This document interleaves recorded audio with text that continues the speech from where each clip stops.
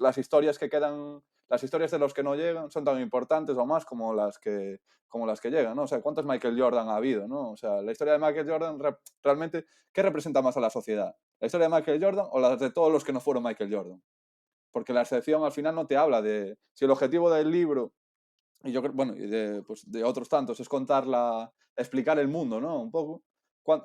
¿Qué parte de... O sea, Michael Jordan explica el mundo en el sentido de que él cambió muchas formas del marketing, de relación entre jugadores y medios, demás, pero probablemente te hable más del mundo. El caso de Skylar te explica más lo que es Washington DC que el del jugador de más, pues Kevin Durant igual, ¿no? Porque Kevin Durant es una excepción y como Kevin Durant hay uno o dos, pero todos los que se han quedado en el camino, el saber por qué no han llegado es lo que te explica cómo es el mundo, ¿no?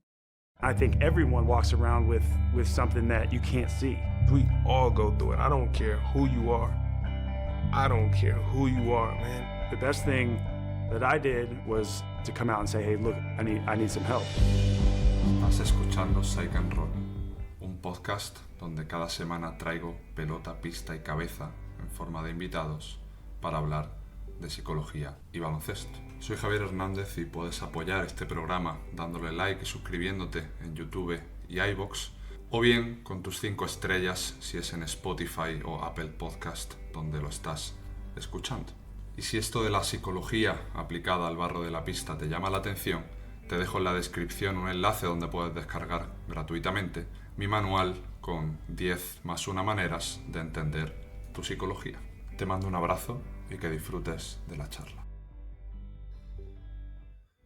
Buenas tardes, Fernando Maía, bienvenido a este Psych and Roll número 70, ya por tu tierra, visitando a la familia en Pontevedra, si no me... En Coruña, pero en bueno, Coruña, perdón, por ahí más o menos, por ahí, si no me en el equivoco. Atlántico. Me he pasado el triple, se me ha pasado un poquito. ¿Qué tal? ¿Cómo estás? Bienvenido. Muy bien, pues muchas gracias por invitarme, la verdad que un placer por mi parte y sí, me parecía pues un buen lugar al que venir a jugar el pick and roll, ¿no? El psych and roll, como le llamas tú, o sea que vamos con ello. Las dos cosas, es difícil estructurar la cabeza muchas veces en el formato de una pelota, pero vamos a intentar poner buenos bloqueos y dejarnos Vale. el transcurso del episodio bien fluido. Tengo que empezar por un clásico, que es preguntar por todo lo que no te ha traído hasta aquí, o por todo lo que no nos ha traído hasta aquí hoy, que es quién es Fernando Maía fuera del periodismo en este caso y fuera de todo el mundo y la vorágine del baloncesto. Mira, ¿quién es Fernando Maía? Pues no sé, la verdad me has pillado una persona pues normal. Yo nací en Galicia y me crié en Coruña, estudié periodismo en Santiago y a partir de ahí pues yo acabé la carrera en 2012 y bueno, ahí pues lo típico, ¿no? Haces unas prácticas, te pagan mal en un periódico, o sea que estás a gusto. Estuve, por ejemplo, en El Progreso de Lugo, que me trataron muy bien y demás. Hice amigos, pero bueno, ahí decidí irme por ahí adelante a trabajar, ¿no? Primero estuve en Escocia unos meses, luego me fui a Gales, estuve trabajando pues eso, hoteles, comida rápida, restaurantes, aprendiendo inglés. Y cuando ya llegó con 24 años, ya el inglés iba mejorando, pero había pasado demasiados años de mi vida en sitios que llovía, ¿no? Entre Galicia, Gales, Escocia, y dije, ¿a dónde me puedo ir a seguir aprendiendo inglés? Y me fui a California y a San Francisco allí a trabajar, y allí fue un poco donde empezó mi relación más con Estados Unidos, ¿no? Sí que tenía, por el tema de la música y tal, que siempre me había gustado mucho pues, el rock, y el rock llegas al blues y todo este tema de la música americana. Y bueno, me fui a San Francisco y empecé también a trabajar en hoteles, demás, y estuve 2 años por allí, por América, Norteamérica, México y demás, pero sobre todo con base en San Francisco. Conocí Nueva York, Nueva Orleans y demás, y ahí fue cuando ese background que yo tenía, que me gustaba mucho la NBA desde pequeño, gracias a un primo mío que era un friki del americano y demás, y que además tenía mucha relación con Estados Unidos porque en Galicia todos tenemos familiares en América y él en concreto los tenía en Nueva York, entonces siempre le traían ropa y demás y bueno, ahí venían mis vínculos con Estados Unidos y al llegar allí pues ya fue como una inmersión y bueno, empiezas a tener una visión como mucho más global de lo que es la cultura americana, ¿no? Para bien y para mal.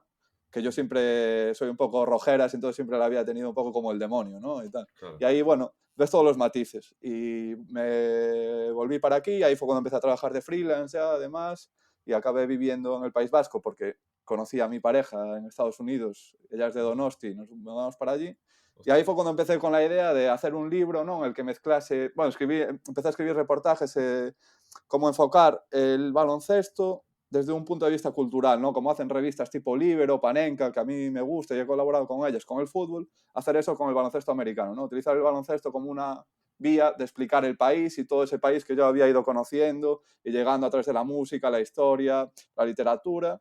Y empecé a hacer reportajes y como vi que funcionaban bien y como ya tenía una base allí en Estados Unidos, dije, pues me pegó la pedra y dije, va, me compro una Dodge Caravan, que había tenido una antes en un viaje que hicimos por México y tal, desde San Francisco, y la compré en Nueva York y tenía el dinero justo para hacer el viaje, conocer las historias y llegar a San Francisco, al hotel donde había trabajado, con $0 para ponerme a currar y recuperar el dinero, y así fue. Y así salió el libro de Coast to Coast.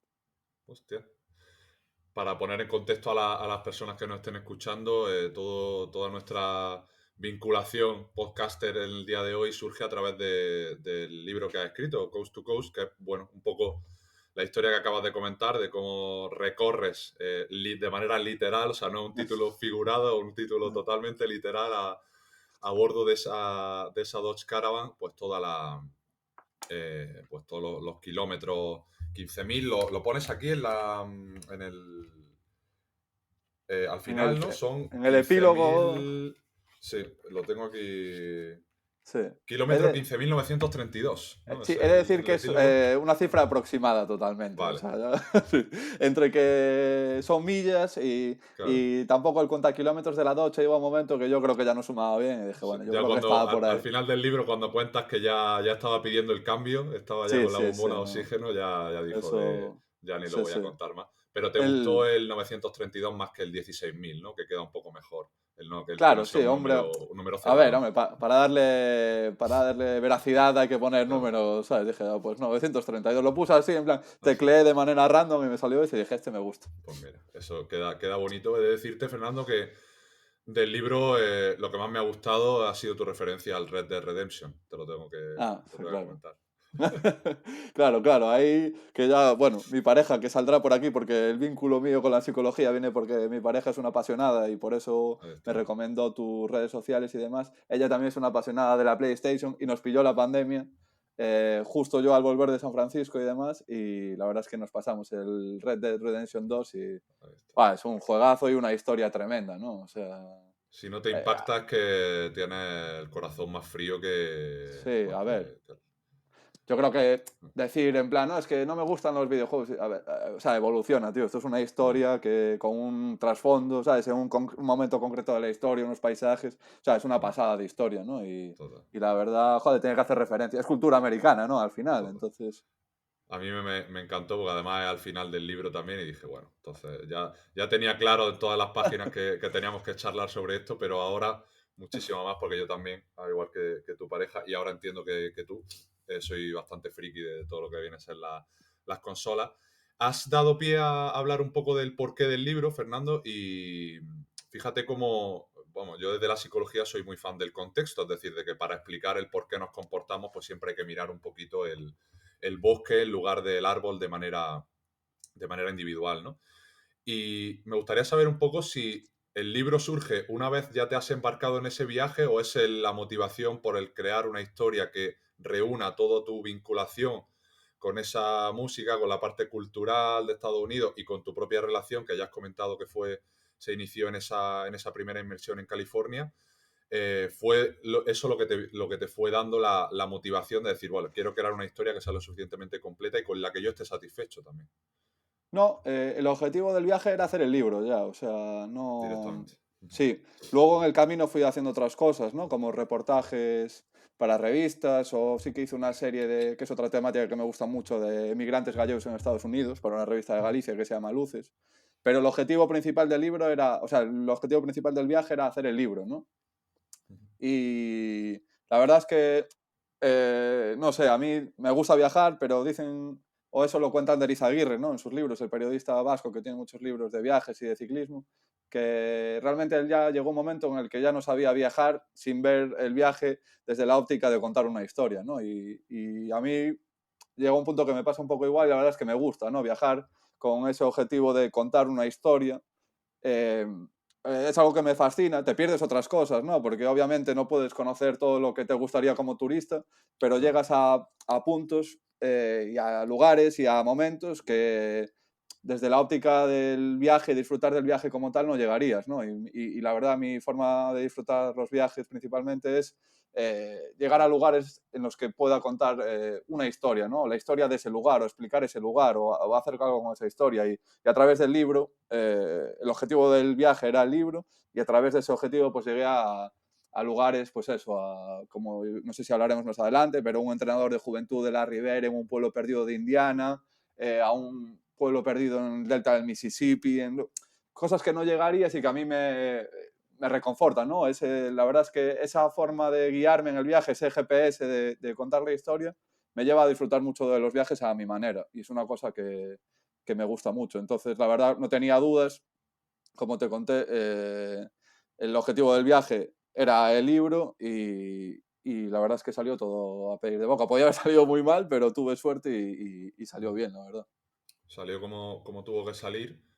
Y te quería preguntar, eso que dices de a mi manera, en una profesión tan jodida, digamos, cuando no Mm, tienes el apellido y cuando no tienes la cuna, como estábamos hablando antes mm, fuera de cámara, como es el periodismo y a grandes rasgos el mundo del freelance y del autónomo, como también somos sí. muchos, Ah. estamos inmersos muchos psicólogos ahí. ¿Cómo creaste tu propia marca? Algo que te diera la energía del día a día, pero también sabiendo que a lo mejor estabas diferenciándote de todo lo que se entiende por periodismo y en concreto por periodismo deportivo, contando este tipo de historias quizá menos mainstream, pero con mucho más impacto profundo y en consecuencia, sabiendo que la psicología es puro comportamiento, pues también con un impacto psicológico a veces muy crudo y otras veces pues muy interesante también y muy real. Sí, a ver, el estilo de yo creo que es ver el deporte, o sea, lo que yo considero que es el libro o lo que yo intenté hacer, es algo que ya han hecho, pues siempre las menciono, ¿no? Revistas como Libero y Ujú. Panenka en el fútbol, autores como Ander Izaguirre, Marcos Pereda con el ciclismo, Enrique González lo hizo en su momento con el fútbol, y periodistas americanos hay muchos, ¿no? Por ejemplo, hay un libro que a mí me gusta mucho que se llama Darcy Frey, que se llama The Ujú. Last Shot, que es en Coney Island, ¿no? Y es como tres chicos maravilla de un instituto de Coney Island, un barrio muy fastidiado de Brooklyn. Son unas promesas del baloncesto y parece que van a reventar el baloncesto universitario, y por la mochila, que es algo que hablábamos antes, ¿no? Sí. De todos los condicionantes sociales y psicológicos y culturales que tenían en su barrio, acabaron todos en una situación vital pues muy fastidiada, ¿no? Y no pudieron aprovecharse del baloncesto, que era su pasaporte hacia una vida mejor, ¿no? Ujú. Entonces, ya con esto me acabo de perder, no sé qué te estaba contando. Bueno, estábamos hablando un poco Sí, sí, de tu objetivo, tu idea también de claro, diferenciarte, pero siendo fiel a lo que a ti sí, te gustaba desde un principio, que era contar historias sí, desde tus gustos, ¿no? Desde esa sí. exploración y esos viajes. Y la verdad, pues eso, en base a lo que yo vi en estas revistas, en estos autores, yo quería hacer lo mismo, ¿no? Con el baloncesto y con Estados Unidos, porque me parecía que ahí no fue un ansia personal de crear una marca personal. Yo sé, por ejemplo, hay una frase que me gusta mucho en la música, dicen que el primer disco de un autor o de una banda es el más fácil de toda su carrera porque lo lleva toda la vida preparando. Entonces a mí con Claro. este libro me pasó lo mismo, ¿no? Llevaba toda la vida pues escuchando música americana o muchos años, leyendo, viendo partidos de la NBA y casi que con ese enfoque cultural del deporte. Entonces, para mí no fue una decisión, fue casi una obligación de decir, joder, esto lo tengo que volcar, ¿no? Y el tema del viaje, que a mí, pues es estar años fuera, viajar. Entonces, otra vez, pues es que fue casi el libro más fácil que nunca escribiré porque lo venía preparando, pues, 32 años, ¿no? Claro. Cuando se habla desde la experiencia y desde las vivencias, es verdad que es bastante más sencillo luego hacer esa estructura porque luego todo encaja con más facilidad a veces que cuando estás con la obsesión de no, esto tengo que hacerlo Claro. de otra manera o quizás estar más encorsetado, ¿no? Que a veces es lo que le da esa sensación quizá más rígida o menos natural. Sí, y la historia va pidiendo cosas, ¿no? Yo creo Claro. muchas veces, cuando lo haces, por ejemplo, cuando lo haces en equipo, es más fácil porque van lloviendo ideas y la gente va dando feedback, entonces tú te vas adaptando el relato. Por ejemplo, en un podcast que ahora que estoy trabajando, que es un podcast documental con más gente, el hecho de tener muchas opiniones yo creo que te ayuda a guiar mejor cómo va a ir el relato, ¿no? Pero cuando tú escribes, que es una cosa muy solitaria a veces, ¿no? Sí. A veces es difícil, pero el propio relato te va pidiendo cosas. Por ejemplo, el libro de Coast to Coast empezó... no era un libro que estuviese contado en primera persona, no se hablaba tanto la Dodge o yo mismo, en este caso el narrador, no era tan protagonista, ¿no? Pero yo después vi que el relato te va pidiendo cosas, ¿no? Quedaba mucho más animado, en principio era un libro más aburrido, más monótono, ¿no? Más centrado en la parte social, pero después vi que la parte humana, ¿no? Y cómo llegas a los sitios, cómo la gente reacciona al verte, cómo le daba otro toque, ¿no? Entonces también muchas veces planificar mucho, a mí me pasa lo mismo con los viajes, ¿no? Yo creo que a la hora de viajar y parece un poco hippie, perrofláutico así, pero a mí me gusta que también tú dentro de un plan muchas veces también hay empujones, hay ventoleras que te van llevando hacia un sitio o hacia otro y si las aprovechas, el relato, el viaje o en este caso lo que sea, ¿no? va ganando mucho, ¿no? Si no les haces frente, si te dejas un poco arrastrar hacia donde te está llevando. Y un poco con el libro y con el viaje pasa eso, ¿no? Que llegas a un lugar y te dicen, oye, pues aquí vivía no sé quién. En serio, joder, pues voy a ir ahí, voy a acabar con los planes y voy a cambiar. Me la has puesto muy fácil, Fernando, porque te iba a hablar del concepto de la exploración. Hay de esa exploración un poco genuina, sin ningún objetivo claro, más allá que el de seguir avanzando, porque siempre cada paso que damos va a traer muchas más consecuencias y mucha más exploración que el quedarnos en el mismo sitio pensando sobre la decisión perfecta y el objetivo quizá más idóneo para nuestro trayecto. Y hay un concepto que me encanta, que es el término flaner, que obviamente procede del francés, no sé si alguna vez lo has escuchado, ¿no? Que es Sí. significa como paseante o callejero, ¿no? Se refiere, por tanto, a la actividad propia del flaner, que era vagar por las calles, callejear sin rumbo, sin objetivo, abierto a todas las vicisitudes y las impresiones que le salen al paso. Y creo que esto en los viajes, sean turistas o sean profesionales, cada vez se ha perdido un poco más, ¿no? Cada vez tenemos más estructura, el tener todas las visitas a los museos organizadas, donde vamos a comer el viernes a las 2 de la tarde y a qué bar vamos a ir a ver el espectáculo que toque por la noche. Y luego nos organizamos y nos estructuramos todo al pie de la letra y nos damos cuenta de que simplemente ha sido un foco de ansiedad más lo que supuestamente era nuestro tiempo de ocio, nuestro tiempo de vacaciones. Sí, en este sentido, hace poco estuve leyendo un filósofo alemán que se llama Hartmut Rosa y él habla de las resonancias, ¿no? Y dice que como el mundo contemporáneo cada vez más quiere una experiencia cerrada, ¿no? Digamos, controlar todo, tener todo bajo control, ¿no? Y rechazar esas resonancias de que tú haces algo, el mundo te responde, por poner un ejemplo, en un viaje, imagínate, por poner un ejemplo del libro, llega un tipo y me dice por la calle, oye, mi primo fue entrenador de la River y tiene un anillo que le regaló la River y se lo intentaron robar 2 veces, ¿no?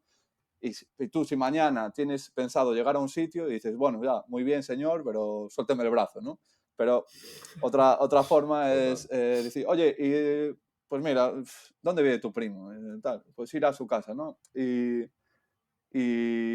yo creo que al final, pues esto te da unas experiencias más reales es enriquecedor, ¿no? Porque todo lo que te saque un poco de un plan súper constreñido, ¿no? Y que está bien planificar, obviamente, y no se puede ir por la vida tampoco sin pensar, ni preparar, ni nada, porque eso solo lo puede hacer el que se lo pueda permitir.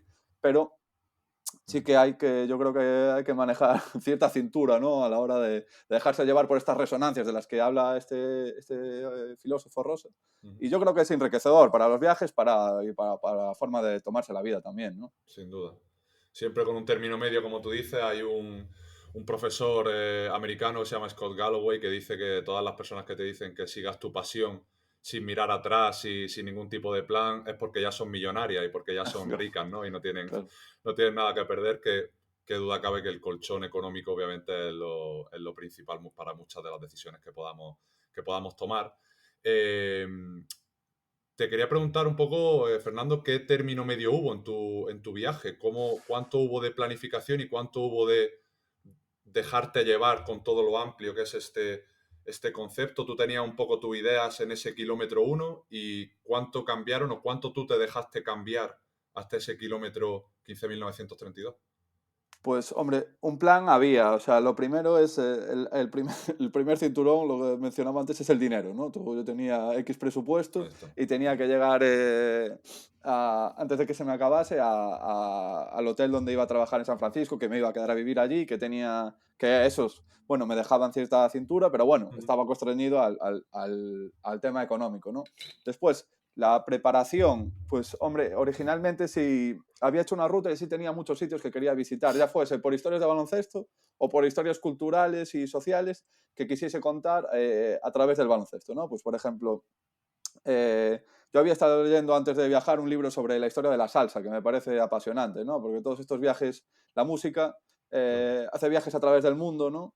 Y te permite explicar muchas otras cosas, como le pasa al baloncesto. ¿No? Por ejemplo, el viaje de la salsa desde Puerto Rico a Nueva York, y cómo, bueno, el viaje de la música latina desde Puerto Rico a Nueva York, y cómo allí en Nueva York se mezcla con otras influencias del funk, de la música disco, y se convierte en salsa, ¿no? Te permite contar la historia de todos los barrios latinos de Nueva York y tal. Eso me parecía apasionante, y busqué la forma de contarla mediante baloncesto, ¿no? Y encontré personajes pues como Raymond Dalmau, Héctor Blondet, que eran newyoricans, ¿no? O sea, hijos de puertorriqueños en Nueva York, y eso me pareció pues la hostia, y dije yo, bien, pues ahí llegué, a través de la cultura llegué al básquet, ¿no? Después había otras historias, por ejemplo, en Flint, el pueblo este súper maltratado de Michigan, ¿no? Yo siempre desde pequeño me acuerdo, claro, a mí me tocó la época de Charlie Bell en el Breogán, de Lugo, años... Mítico, lo tenía en el Supermanager todos los fines de semana. Claro, y era Total. una máquina. Estuvo un año en Lugo y era el ídolo. O sea, en Galicia Sí. era Charlie Bell, de aquella que no había redes sociales ni nada en la radio. O sea, mil historias, ¿no? De Charlie Bell. Sí. La gente de Lugo sabrá, ¿no? De que, bueno,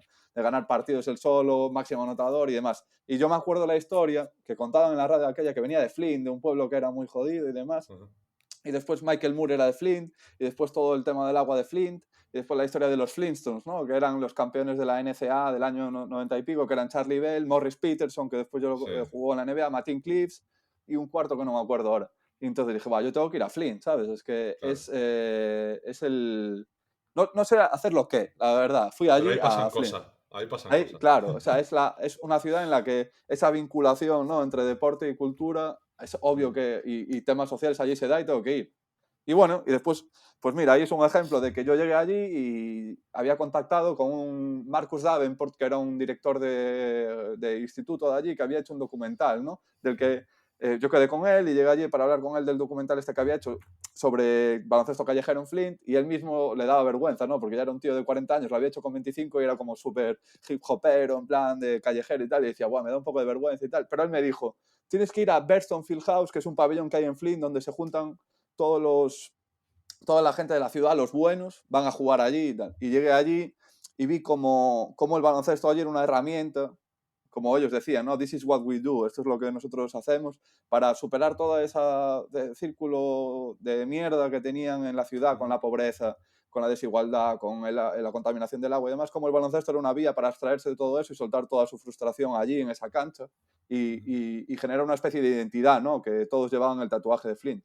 Entonces ahí sí llegué a través del baloncesto para saltar otros temas, y a otros lugares llegué a través de temas culturales y sociales para contar el baloncesto. Entonces, por ejemplo, la salsa en Nueva York sí era algo que quería contar, la historia de Luis Felipe López, que era un dominicano que tiene una historia apasionante en Nueva York, también la tenía, la de Flint. Nueva Orleans sabía que quería ir y me fui con mi libro de Pete Maravich de la editorial Contra, que es buenísimo. Muy buena esa historia. Sí. Y después había otros, pues que como pasa con todo, pues me iban saliendo, ¿no? O yo que iba buscando información mientras iba viajando, y por ejemplo, hubo un lugar, no sé en dónde estaba, y vi que salió un reportaje en El Español, o sea, en el periódico de Pedro J, sobre, es que esto es bueno, salió allí, yo no sé por qué lo leí, sobre Dorothy Gators, la primera mujer seleccionada en el draft de la NBA, la única. Y yo dije, wow, qué historia esta, no la conozco. Y yo estaba por el norte, creo que estaba por Virginia Occidental o así. Y viendo esta historia dije, hostia, ¿y esta chica o esta señora de dónde será? Y vi que era de eso, del delta del Mississippi, ¿no? Y empecé a buscar información y vi que, por las últimas referencias que había, que vivía por allí todavía. Entonces dije, pues sumo otra parada más en el viaje, ¿no? Y llegué allí, empecé a preguntar por allí, y al final acabé llegando a su casa, y es una de las historias que a mí más me marcó, la de esta de señora Dorothy Gators, que luego si tal ya hablaremos de ella, y eso salió de repente así, por casualidades, y como decía antes, pues son casualidades por las que enriquecen el viaje, ¿no? Que tienes que cambiar el plan para ir allí. Totalmente. Hace poco sacó un muy buen amigo mío, periodista también, José Manuel Puerta, sacó su libro de los Bad Boys, ¿no? Explicando, no en relación a los Sé Bad cuál Boys es. de los Detroit Pistons, sino un poco 20 casos o 20 casuísticas de jugadores que han sido etiquetados como conflictivos o demasiado extravagantes en sus carreras de la NBA, ¿no? Y este libro, al igual que el tuyo, no solo me gusta leérmelo porque esté muy bien escrito y muy bien narrado, como es el caso de ambos, sino porque, como te he dicho antes, yo soy muy fan del contexto y de entender todo lo que está detrás, ¿no? Es verdad que el deporte, cuando lo vemos por la tele, cuando lo seguimos por Twitter o por Instagram, nos da la sensación de que es todo un ABC, ¿no? De si eres bueno y vas a llegar a X sitio, todo es cuestión de esfuerzo y de talento, y si tienes un buen entrenador que te ponga a disputar minutos, todo ocurrirá, ¿no? Y me gusta mucho, entre otras tantas cosas, tu historia, porque esa parte cultural tiene mucho contexto detrás y entendemos a veces, y luego hablaremos de Larry Bird, porque ese caso sí que me dejó roto, de los pequeños detalles que hacen que unas personas acaben llegando a cotas altas, en este caso a nivel profesional, estamos hablando del baloncesto, y que otras tantas se queden por el camino. Y si me permite, Fernando, voy a leer un extracto del final de uno de tus capítulos que personalmente me encantó, que es el del capítulo de Shula Ru, la jugadora que al final acabó siendo una homeless, ¿no? Y que acabó, y que de hecho en las fotos tienes una foto, pues, entre preciosa y dura, ¿no? De ella con sus ropajes, ¿no? Y dice, se conocen los nombres de los que consiguen llegar al otro lado porque allí están puestos los focos. Stephon Marbury, Andre Rison, Larry Bird. Pero en ese trayecto entre las dos realidades de esta sociedad, cualquier ráfaga de viento, cualquier empujoncillo, cualquier despiste te aniquila. Si las cámaras enfocasen hacia abajo, al vacío, saldrían todos los que no pudieron mantener el equilibrio en el estrecho cable. 1,90, chaquetón de pescador, complexión ancha, trenza africana. Ahí está Shula Ru. Estos días debe de andar por algún otro lugar del DC, la ciudad que se creó como casa de todo estadounidense, pero donde 6.500 personas viven sin ella. Yo hablo mucho de que conocemos la historia solo porque los micrófonos están en la gente que llega, pero hay mucha gente que haciendo lo mismo se queda por el camino. Entonces me encantó sobre todo este extracto que creo que resume muy bien gran parte o gran objetivo o una de las grandes misiones de tu libro, que era ir un poco más allá de las historias más mainstream, más conocidas, incluso dentro de esas mismas, como el caso de Larry Bird, ver que no todo ha sido un camino de rosa y que se podían haber quedado por el camino por simples detalles, como hablaremos luego. Sí, hombre, tú sabrás más de esto, pero no le llaman el sesgo del superviviente, ¿no? Que es que aquí también, a mí una cosa, o sea, sin criticar, pero claro, muchas veces cuando desde aquí, porque son las herramientas que tenemos, hacemos reportajes o escribíamos historias, a mí también me pasó, de jugadores de la NBA y demás, siempre cuentas esta historia de salido del gueto, ¿no? Pero utilizó el baloncesto, ¿no? Y hasta llega un punto de romantización en el que parece que el gueto es una herramienta que te hace mejor jugador de baloncesto, ¿no? Y es mentira, lo que pasa es que es eso, son los supervivientes a los que debemos llegar. Pero realmente, ¿cuántos se han quedado en el camino, ¿no? Y yo creo que también, al final, un trabajo que, bueno, no voy a decir el trabajo que tiene que hacer el periodismo, porque suena así como muy grandilocuente, ¿no? Pero las historias que quedan, las historias de los que no llegan son tan importantes o más como las que llegan, ¿no? O sea, ¿cuántos Michael Jordan ha habido, ¿no? O sea, la historia de Michael Jordan realmente, ¿qué representa más a la sociedad? ¿La historia de Michael Jordan o la de todos los que no fueron Michael Jordan? Porque la excepción al final no te habla de... Si el objetivo del libro, y yo creo, bueno, y de otros tantos, es explicar el mundo, ¿no? Un poco. ¿Qué parte de...? O sea, Michael Jordan explica el mundo en el sentido de que él cambió muchas formas del marketing, de la relación entre jugadores y medios, demás, pero probablemente te hable más del mundo. El caso de Skylar U te explica más lo que es Washington DC que el del jugador de más, pues Kevin Durant igual, ¿no? Porque Kevin Durant es una excepción y como Kevin Durant hay uno o dos, pero todos los que se han quedado en el camino, el saber por qué no han llegado es lo que te explica cómo es el mundo, ¿no? Total. Me he pasado la pronunciación de la RU por el forro. Bueno. No, pero bueno, sí. Es que realmente... El SCH creía que a veces se pronunciaba como un... Yo creo que, claro, pero bueno, es que pero aquí claro, lo de los tiene nombres... sentido el Sky, ¿no? Sí, bueno. Creo que se dice así. Tú lo Es verdad sabes, que muchas veces Tú lo sabes mejor que yo, o sea, Fernando. O En sea, que Estados no, Unidos también ya claro. sabes que juegan también con la fonética Sí. como le sale de las pelotas. Tienen su Entonces, propio pues, lenguaje, su claro, propia claro, historia, o sea, claro, claro. esto es tremendo. Y precisamente de eso quería hablar también, Fernando. No sé si estarás de acuerdo conmigo, pero creo que hay como un poco de hipocresía en la romantización que le damos a las vidas duras, ¿no? A las vidas que han sido como más difíciles, como que tiene más mérito llegar cuando has pasado por más piedras o cuando has tenido más complicaciones, ¿no? Y que incluso llega un punto hasta que forzamos ese seco del superviviente. Yo veo muchas webs ahora de los famosos coaches y gente, los mentalistas estos de yo me quedé sin un solo euro y fui capaz de llevar mi negocio a la riqueza desde la pobreza y levantándome a las 5 de la mañana para, yo qué sé, para mover eh, cajas en camiones. Es como, hostia, creo que se ha llegado a un punto de poco el culmen o la punta de lanza de todo esto son los influencers que se van a África a enviar su puta foto y a decir que ellos viven felices con poco, ¿no? Y un poco a romantizar toda esa pobreza. Sí, Y dice esto aquí, ¿no? El salir de un lugar mísero no hace a nadie mejor jugador de baloncesto, mejor en ningún aspecto de la vida. Y el hace no mucho fallecido Mac Miller, el rapero, tenía un vídeo muy famoso diciendo mira, ahora se estila mucho en el rap, muy también guiado sí, alineado con la música que tú comentabas, se estila mucho que eres mejor rapero si le has pasado putas, ¿no? Si has estado jodido. Y él decía, bueno, yo no soy un tío profundo y que esté depresivo, ¿no? Se dice que los mejores artistas son los que más sufren luego en su día a día, los pintores, los sí, escritores, los actores, ¿no? Dice, pero yo estoy de puta madre en mi día a día. Y luego fíjate que al final el final de su historia pues no ha es sido ni triste, sí. mucho menos el que esperábamos, ¿no? Pero es verdad que hay un punto también de esa romantización del sufrimiento que se ha llegado ahora al culmen después del COVID, sobre todo con todo el tema de la salud mental, ¿no? De Sí, si estamos mal es como hay que venderlo, ¿no? Y se habla todo el rato de lo mismo, y lo cual, por final acaba cansando, pues, sobre todo porque no es real, que no es una sí. cuestión objetiva.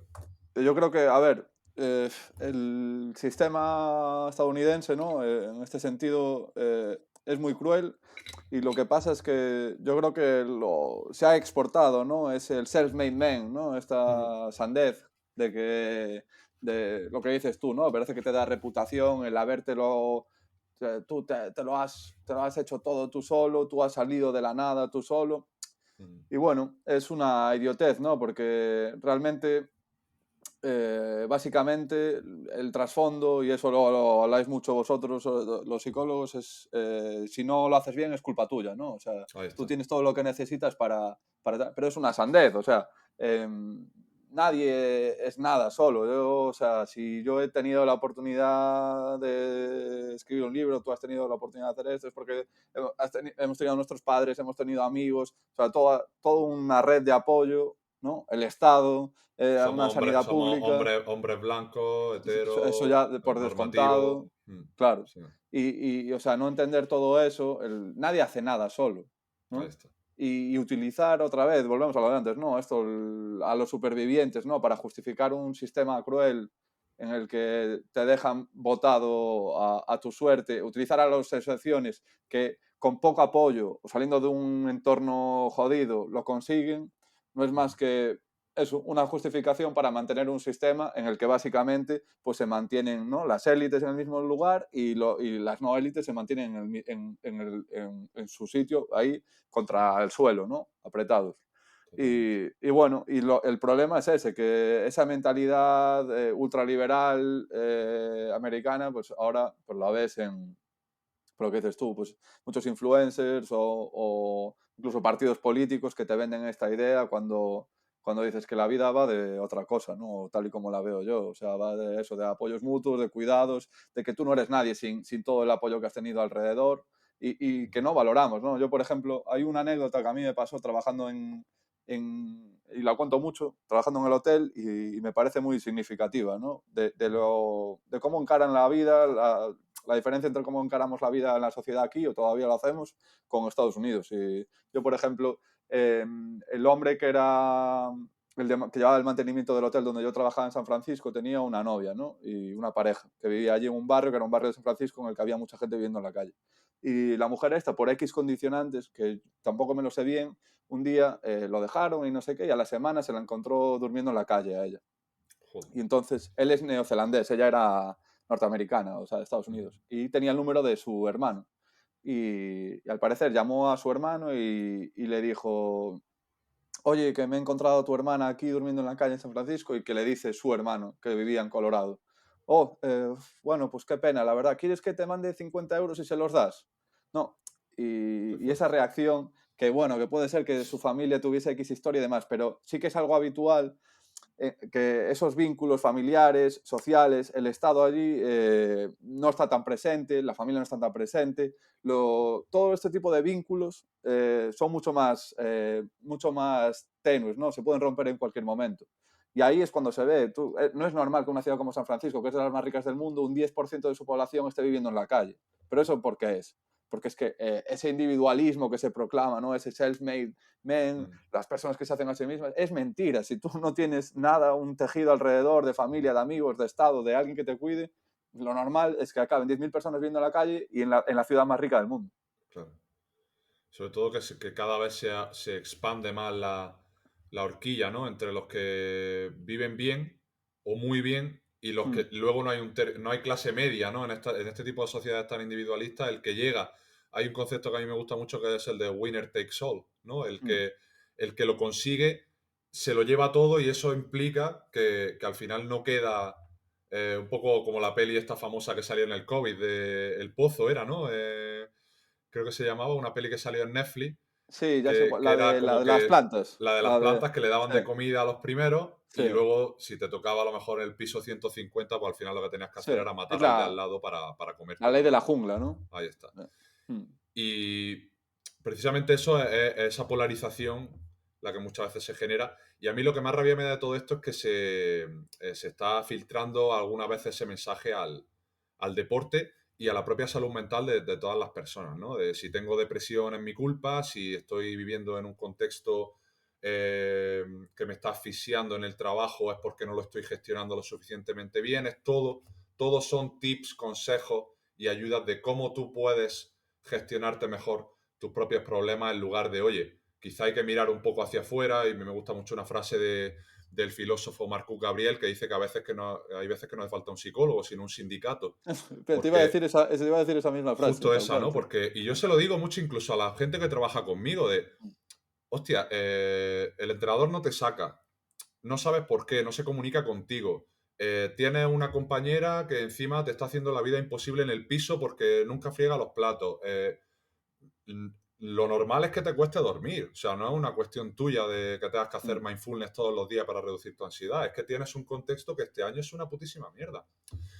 Y hay que mirar un poco ahí también, y creo que a veces el contexto deportivo de los que llegan son los mejores, y si no es que no te estás esforzando suficiente, creo que abarca y se abstrae a muchísimas otras cosas que luego se están viendo en términos individuales, incluso en la población general, no solo la que se está dedicando exclusivamente al deporte.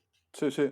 Y, por ejemplo, esto, ahora que Jamal Murray, ¿no? El base de los Denver Nuggets, ¿verdad? Que fueron campeones que hizo una historia que a mí me parece hasta peligrosa, ¿no? Que dice, no, es que su padre lo sacaba a entrenar en los inviernos de Canadá a -10 bajo cero y lo ponía a hacer flexiones a las 5 de la mañana y a tirar a canasta, ¿no? Y me parece, wow, ¿no? Como, ves, él se lo ha ocurrido. Y es en plan, eso es una locura. O sea, eso no es justificable, ¿no? O sea, qué padre, eso, o sea, es maltrato, no sé lo que es, pero, o sea, ¿te parece bien que un padre levante a las 5 de la mañana a su hijo de 12 años, lo saca a -10 bajo cero, lo ponga a levantar pesas y a tirar a canasta antes de ir al colegio?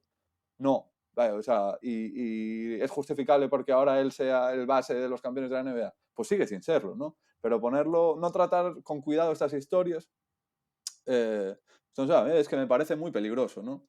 Es un poco Y lo del fin justifica los medios, ¿no? Que allí sí, se estila tanto. Si llegas, da claro, igual cómo, a quién hayas pisado y cómo sí. hayas llegado, pero el caso es que estás allí, ¿no? Y Y otra quizá vez, a veces los que más infelices son los que están arriba. El otro día, hace poco leía un artículo que somos la primera sociedad donde la gente rica es igual o más de infeliz que la gente que vive con lo justo, porque al final dinero llama más dinero, deporte llama más deporte, el ser el quinto mejor base de la NBA no te sirve porque todavía no eres el cuarto mejor base de la NBA, todavía no eres el tercero, y así sucesivamente, y nunca es suficiente, ¿no? claro, En esta vorágine de quién puede más, en ese camino, en esa carrera de la rata de la que se habla ahora tanto, pues Sí. nunca va a ser suficiente. ¿Cuántos jugadores de cualquier deporte y jugadores hemos visto que eso, ante esa exigencia desmedida, ¿sabes? Se han roto, ¿no? O sea, Ujú.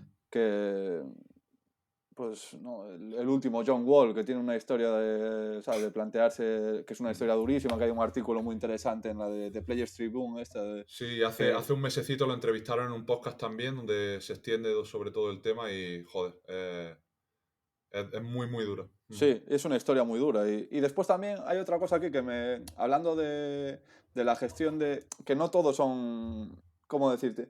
No todos son influencias de esta mentalidad antes hablabas, ¿no? Si tienes un entrenador como muy duro, te trata mal una compañera, ¿no? Que todo parece que tú tienes que afrontar todo, ¿no? Y también ahora hay Ujú. una romantización, aparte de este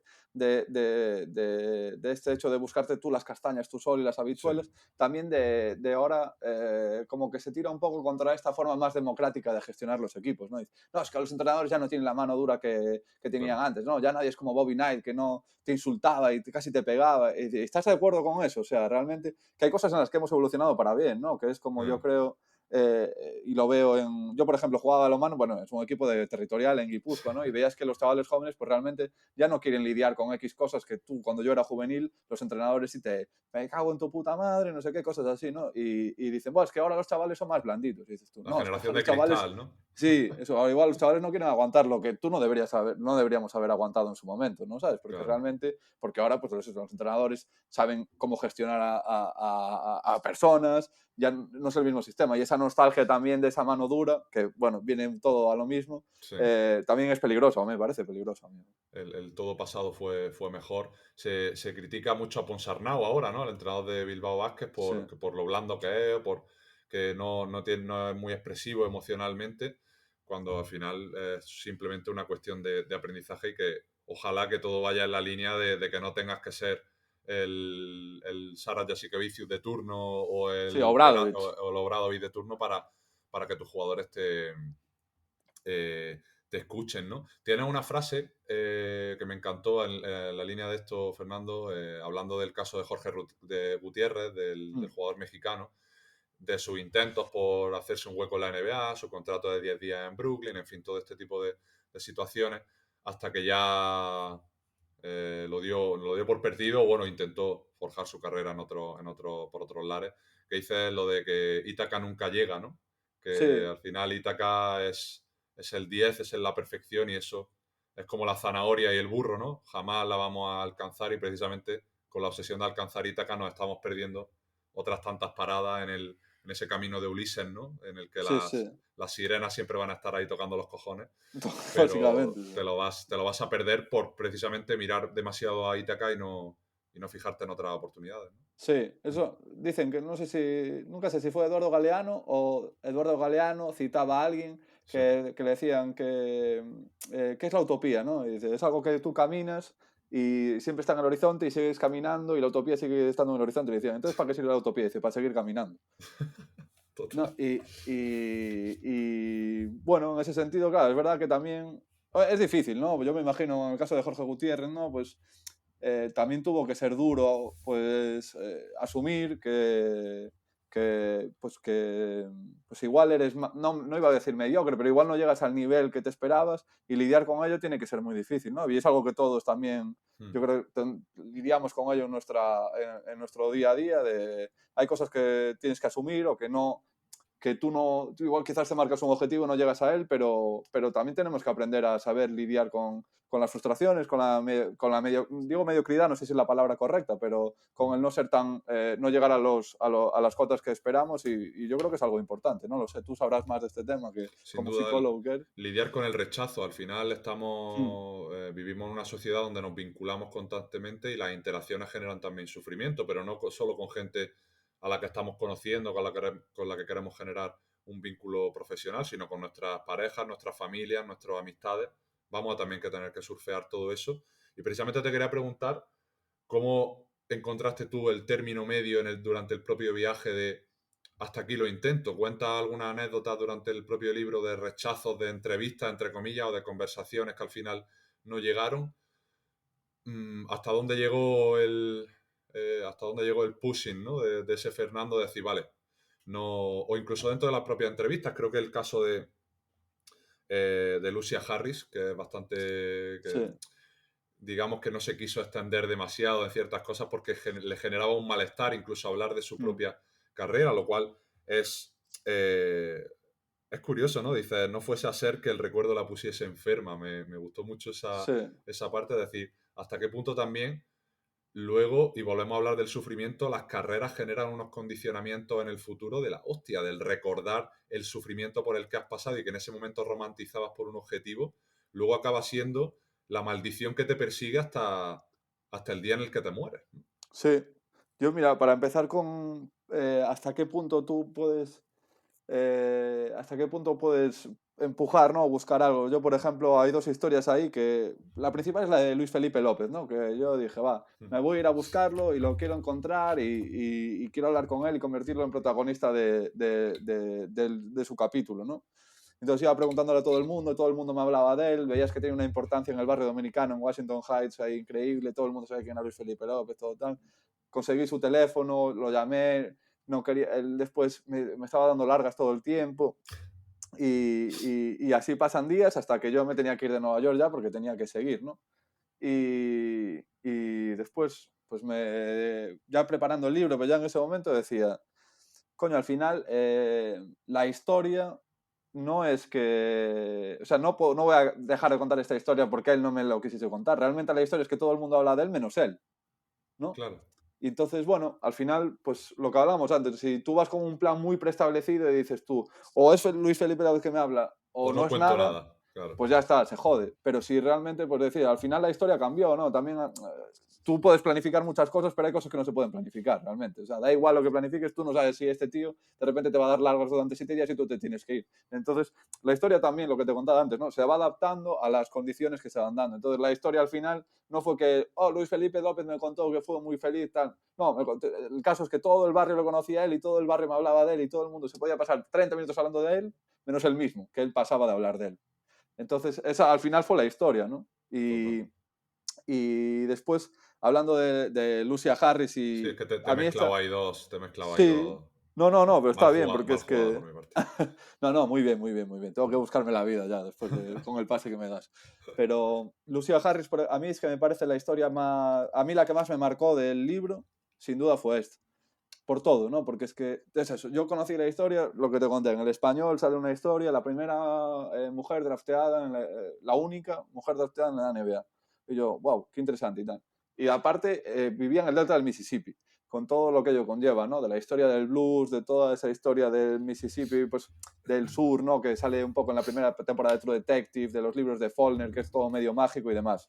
Y después yo llegué allí y empecé a preguntar en su pueblo y entré en un bar, es que era tal cual, de paredes de chapa, un ventilador ahí, un calor de la hostia, todo a oscuras, unos señores mayores me dicen, no, pues su hermana vive allí y tal, no sé qué. La hermana me dice dónde ella vive y fue llegar allí y esto que yo había leído mucho ya para cuando llegué a su casa, de que era una pivot súper dominante en la liga universitaria femenina antes de que hubiese profesionalismo, que, bueno, o sea, 30-15 todos los partidos, que no había forma de pararle y demás. Yo vi una señora que estaba en silla de ruedas porque las rodillas ya no la aguantaban y que yo no sé si estaba porque estaba en ese momento bajo el efecto de mucha medicación o por la condición, ¿no? De la enfermedad mental que ya tenía, pues no, estaba como en otro mundo, ¿no? Y yo le preguntaba cosas y ella pues, a veces se perdía, no tenía mucho sentido lo que decía y todo con ese calor del Mississippi, ¿sabes? Era un rollo irreal. Y ver esa persona, la decadencia de esta grandísima jugadora en lo que se había convertido, todo por el hecho, lo que decías tú, de su frustración, de ser la mejor jugadora de su generación y no tener una salida profesional, porque en ese momento no había una salida profesional para las mujeres que jugaban al baloncesto, pues a mí me parecía una historia pues, durísima, ¿no? Y la dejé allí, casi que ni se despidió y bueno, estaba anocheciendo, o sea, yo lo veo como una película, pero es que para mí lo fue, ¿no? Y fue una historia súper impactante. Total. Eso hacían hace poco Drafteados, que es un canal de NBA que sigo Sí. bastante para informarme y demás. Hacían el otro día un vídeo de jugadores que hubieran sido mucho mejores en otras épocas, ¿no? Hablaban, por ejemplo, del caso de Russell Westbrook, que al final el crecimiento de la liga o la evolución hacia el triple, pues verdad que ha terminado pues, por dejarle como un muy buen jugador de rol, pero ya no es el MVP que promediaba triple-doble hace unos años. Y es verdad que luego hay casos como este que dice, ojalá hubiera caído en una época como la de ahora, donde por fin se le está dando la justicia y la visibilidad que se merece al deporte femenino. Sin ir más lejos, esta semana el caso de Caitlin Clark con Iowa, no sé si fueron, no sé cuántas millones de personas, en fin, 12 creo que millones creo 12 que fue millones de la... share, Sí, fue el partido más visto femenino. O sea, realmente tú lo dices, ya no lo diré de manera literal seguro, pero es que al final todo el impacto viene del esfuerzo que se haga por visibilizar, y toda esa gente dice, bueno, es que el deporte femenino no vende. Claro, es que cualquier esfuerzo por visibilizar algo conlleva pasar por unos llanos donde no se va a vender al principio, pero lo que claro, estamos claros es que si nadie hace nada, obviamente no va a haber casos como los de ahora, por ejemplo, con Casa de Monzaragoza o el Valencia Básquet femenino, donde realmente hay un impacto, sobre todo en Zaragoza, que cada vez que hay un partido importante se rompen récords de visibilidad presencial en los pabellones y luego también a nivel claro. global. Sí, a ver, por ejemplo, eso en el fútbol femenino, o sea, eso se vio bien, o sea, la inversión que, tampoco, no sé si es exactamente así, pero la inversión que el Barcelona hizo en fútbol femenino fue, o sea, eso no es solo los réditos económicos que luego le da el Barcelona, que ahí ya no me meto, pero sí que Claro. ha salido una generación de jugadoras con ese trampolín de tener al Barcelona femenino, pues eso, Alexia, Aitana, todas las jugadoras ahora que han convertido el fútbol femenino en España en un deporte que ahora tú lo ves, o sea, en telediarios, tú lo ves, toda la repercusión que está teniendo, y eso a nivel social es importante, ¿no? Porque, o sea, todas las niñas pueden ver que ahora el fútbol también es su deporte, cosa que no han visto hasta ahora. Claro. Eso claro, si tú hubiese un directivo en el Barcelona que decía, ya, pero es que no generan dinero, ¿no? Cuando le hicieron el primer contrato profesional a Alexia, decía, pero ¿qué dinero me va a generar? Pues bueno, es la típica cazurrada que se puede decir con cualquier cosa, ¿no? Claro. Y, por ejemplo, Caitlin Clark ahora pues va a llegar a una WNBA que ya está mucho más avanzada de lo que estaba en los años 80. Pero, bueno, o sea, que en los años 90, cuando nació, en los años 80 ni había liga profesional en Estados Unidos. Entonces, yo lo que digo con Lucia Harris, que es que ella, o sea, realmente en la época en la que Karim Abdul-Jabbar era la hostia, y un poco antes de que Magic y Larry Bird fuesen la hostia, Exacto. ella si no fue, y ella si vivía en una silla de ruedas, en una casa pequeña y tenía una mala vida en el Mississippi, no era por nada, sino por el hecho de ser mujer. Ahí está. Justo lo que Entonces, dices, bueno, por el pequeño detalle de ser mujer. No solo que el nombre de Lucia Harris sea desconocido fuera de mi Intercity, de Greenwood, o que no pueda casi moverse de su casa, sino que durante una época siquiera se pudo permitir el lujo de rememorar lo buena que era. eso es, y que a Hasta tal ella... punto llegó el sufrimiento Claro, es que eso me de parece su brutal, el hecho. posible virtud, ¿no? Cómo tu posible don acaba siendo el mayor de tus demonios.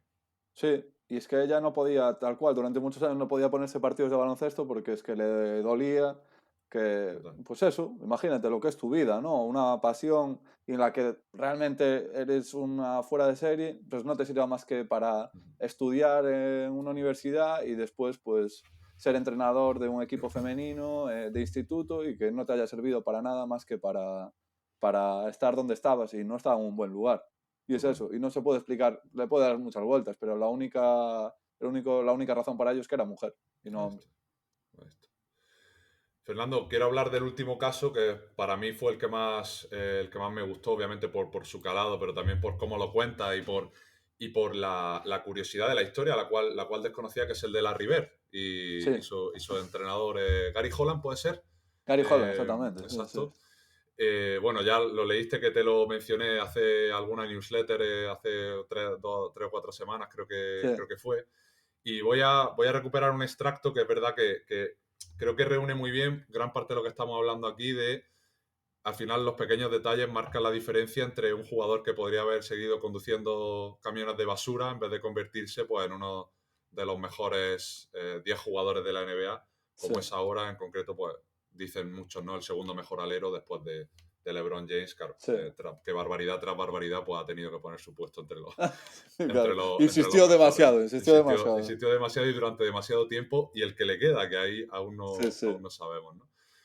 Cuentas que su relación se estrechó y el estilo del entrenador se adaptó a la perfección a la nueva estrella del instituto. Se hablaba de un fenómeno pocas veces visto, la gran esperanza blanca, aparte de Pete Maravich, ¿no? Que también le ponemos esa etiqueta. Un chico de 2.06 que pasaba como el mejor base, tiraba de manera excelsa y además era tremendamente competitivo.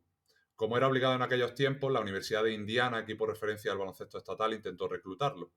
Lo consiguieron, pero había ingredientes que no casaban con el cóctel. Aquí vuelve a la palestra el mencionado Bobby Knight hace unos minutos, ¿no? Que para el que no lo conozca, pues le animo que solo con poner su nombre en YouTube y ver el famoso vídeo de la mejor manera de educar a un jugador es llevar su culo al banquillo para que el culo le mande señales cerebrales a la cabeza y así tomar luego mejores decisiones, pues yo creo que eso lo define ya bastante bien el tipo de personalidad que era, ¿no? La relación no duró más de un mes. Cansado de la bronca del técnico, de tanto estudiante y tanto hippie, Larry volvía a French Lick, su pueblo, a la semana. Encontró refugio en las sombras baloncestísticas de la pequeña facultad del Northwood Institute, pero también acabó por dejarla. La 74-75 la pasó jugando en una liga amateur, conduciendo el camión de la basura para el ayuntamiento de French Lick. Su carrera deportiva parecía haber llegado a su fin. Un relato que nadie más allá de French Lick conocería, el de Larry Bird, el señor ese que anda por ahí con el camión de la basura. ¿Lo ves? Que dicen que pudo haber sido profesional y nunca quiso o pudo o supo serlo. De cara a la siguiente campaña, la Universidad de Indiana State, con un proyecto mucho más humilde que el de Bobby Knight, le volvió a ofrecer una beca a aquel talento descomunal que estaba en riesgo de no moverse de French Lick en toda su vida. Para ello hablaron con Gary Holland, su antiguo entrenador, preguntándole qué podían hacer. Les dije que le llevaran a un amigo con él, que si querían que estuviese a gusto tenían que llevarse aparte de su casa para que le acompañase. No pudo funcionar mejor. En Indiana State, Larry Bird destacó hasta convertirse en el mejor universitario junto con Magic Johnson. Todos conocemos luego esta famosa historia entre los dos, de amor y odio. Llegaría luego su época dorada en Boston Celtics, 3 anillos, 3 MVPs, uno de los mejores jugadores de la historia del baloncesto, un elemento capital en el despegue de la NBA en la década de los 80. Ya de camino al coche, cuando le preguntamos otra vez qué cree que hubiese sido de Larry Bird sin su mediación, Gary parece darse cuenta por un segundo y exclama: pues imagínate, sería un tipo como yo. Qué bonita, Fernando, de verdad. Eso, es que Gary Holland era un tipo maravilloso, ¿no? O sea, realmente era... Tú veías que, o sea, lo que es la definición de humildad, ¿no? Total. Era un tío... Ya te digo, antes comenté el principio de la historia, ¿no? Yo había ido al pueblo este de French Lick, sin más, a buscar, y vi que había un bar que tenía como un montón de memorabilia de Larry Bird y me di unos paseos por allí y demás. Y era un pueblo ultra republicano, claro, donde cualquier cosa sospechosa, gracias si no te pegan un tiro, ¿no? A la primera y tal. Y estaba por allí y de repente fue esto, me saltó un hombre y me dice: oye, ¿tú qué haces por aquí y tal?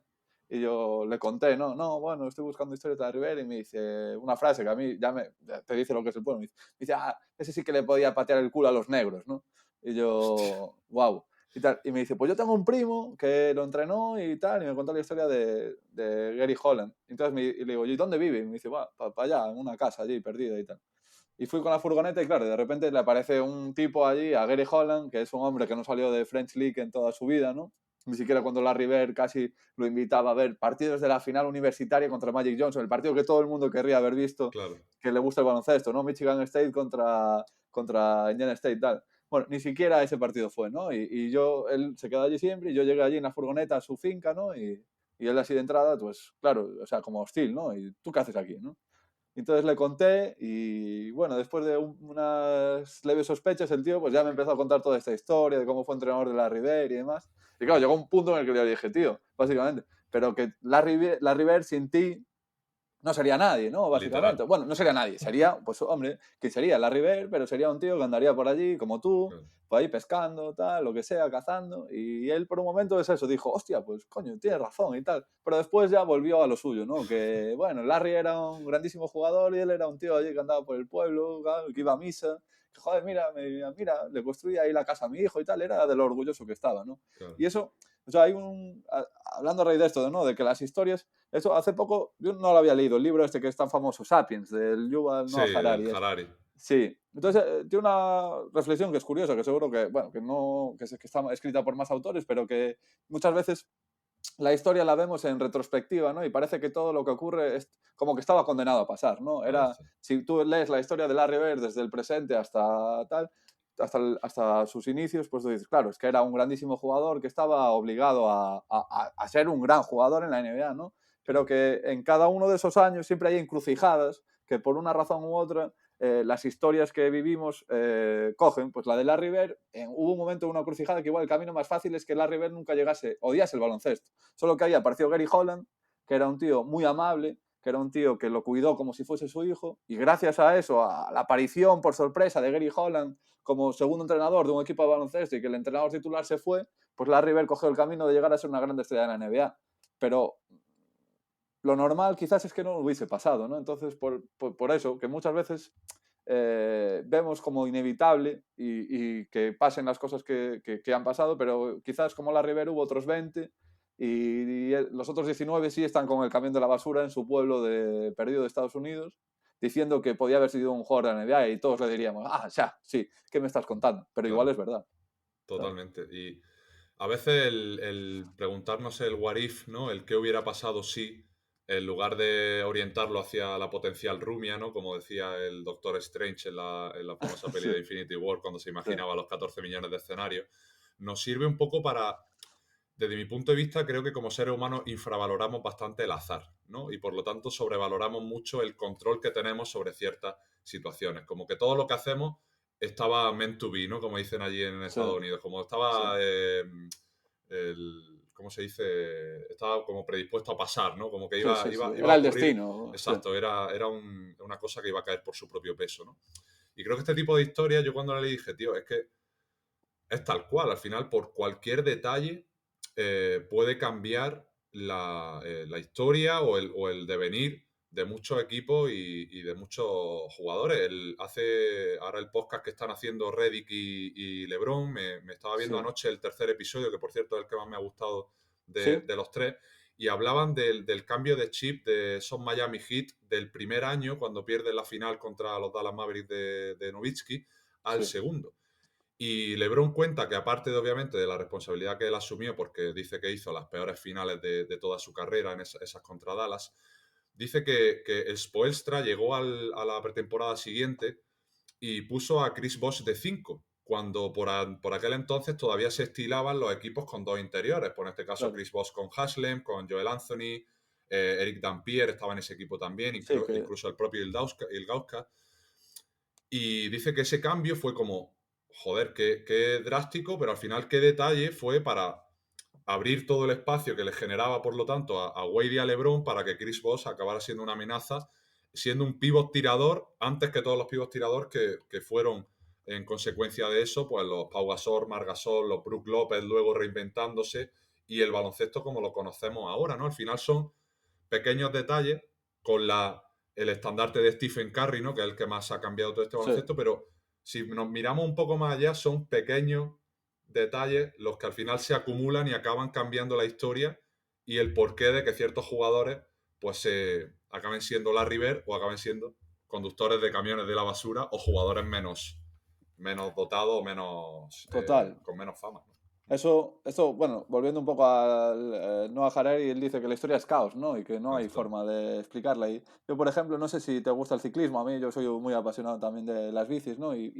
Hace poco escribí un artículo sobre Wout van Aert, ¿no? Que era un ciclista o sea, que es buenísimo, pero en los últimos años siempre ha tenido una caída, o le ha pillado el COVID, o ha tenido cosas de puro azar antes de las grandes citas, ¿no? Y su gran rival desde la infancia, que es Van der Poel, Mathieu Van Der Poel, las ha ganado, o sea, le ha ganado la partida casi siempre, ¿no? Y ahora entonces, cuando partían de estar a este nivel, digamos, a un nivel parejo, ahora de repente Mathieu Van Der Poel es ya un histórico y Van Aert tiene ese regusto, aunque les quedan muchos años, de lo que pudo haber sido y no fue, ¿no? Entonces, quizás también, claro, es que el resultadismo es muy cabrón, tío, porque si tú solo te total. fijas en lo que has conseguido, pero realmente quizás, pues sí que deberíamos fijarnos en todo, realmente valorar para valorar una historia deportiva o una historia en general hay que saber todos los detalles, ¿no? Y no solo lo que fuiste, sino lo que por un momento parecía que pudiste haber sido, ¿no? Y valorar el azar y las cosas que pasan. ¿Es peor ciclista que Van der Poel? Pues puede ser, pero realmente los números no lo explican todo, ¿no? O sea, hay un componente de azar, de pues lo que decías tú con el movimiento ese de Chris Bosh al 5 en Miami Heat o con muchas lesiones que han modificado temporadas para siempre, ¿no? ¿Quién sabe? ¿Quién sabe lo que, bueno, todas las realidades alternativas? Serían tantas como las que dice eso, Doctor Strange, ¿no? En la película de Infinity War. Totalmente, totalmente. Fernando, voy a acabar con una frase que personalmente me encantó, además al principio del libro, ¿no? Cuando está hablando de todos los cambios que suceden en la historia, los cambios más importantes son los que de puertas para afuera son percibidos como locura o como qué coño estás haciendo. Sí. Y cuando todo el mundo a veces ve o te dice que no es por ahí, a veces, otras veces señal de ceguera y otras veces señal de locura, pero a veces, unas cuantas veces es señal de que precisamente como todo el mundo me está diciendo que por ahí no es que es por ahí, ¿no? Y habla al principio pues de los tiros en suspensión, es decir, todos los cambios que ocurrieron en la historia del baloncesto. En el caso del tiro en suspensión es muy curioso el caso de Ken Sailors, que seguramente te sonará, sí. Un documental de cómo fue la primera persona que empezó a tirar en suspensión. Lo que ahora en el baloncesto nos parece totalmente asumible, pero sí, que hubo... Desde que lo creó Naismith hasta que se empezó a hacer, creo que pasaron como 70, 80 años, ¿no? Fácilmente. Entonces, siempre hay un pequeño loco que hace ver que realmente esos cambios están cuando toda la gente te dice que por ahí no es, ¿no? Y tú dices una frase que me encantó y que me gustaría cerrar esta preciosa charla con esta, ¿no? Que es que dices que tan mal vista como todo lo que merece la pena, ¿no? Y me encantó mucho porque a veces hay que fijarnos un poco en ese proceso, en ese transcurso de la exploración que hemos hablado durante todo el episodio de hoy, en vez de cegarnos tanto por opiniones ajenas que muchas veces hablan más de los miedos de esa persona que de realmente un consejo que a ti te esté ayudando a tomar una ruta más segura o con una mayor probabilidad de éxito. Y creo que eso es interesante. Sí, está claro que... Sí, al final, en general, ¿no? Yo creo que tenemos miedo a los cambios, ¿no? Y de entrada rechazamos cualquier cosa que huela a cambio, ¿no? Eso a mí me pasa muchas veces con la música, ¿no? Es que estos ahora, los chavales solo escuchan reggaetón. Y yo, ya cabrón, pero si Mick Jagger ya estaba hablando de sexo y drogas hace 40 años y a ti te encanta. O sea que bueno, al final sí. Hay que hacer todos un ejercicio por...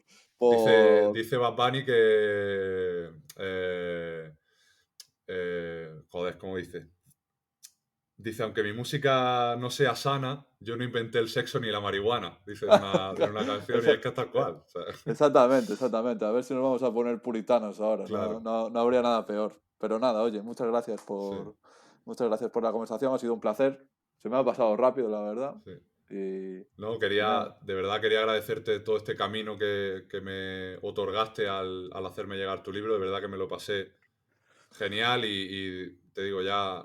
como hice en su día con los Bad Boys de mi amigo José Puerta, el intentar ir más allá de todas aquellas historias que han acabado o bien, en el caso de la River, que quizás sería la más mediática de todas las que cuenta en el libro, o bien en el caso de Esquiu Larue, ya me ha quitado el gusanillo de pronunciarla, la espinita de pronunciarla bien, que serían como quizás los dos polos más opuestos, ¿no? De cómo acabar siendo 3 veces MVP, 3 veces campeón de la NBA y cómo acabar pues directamente durmiendo en la calle.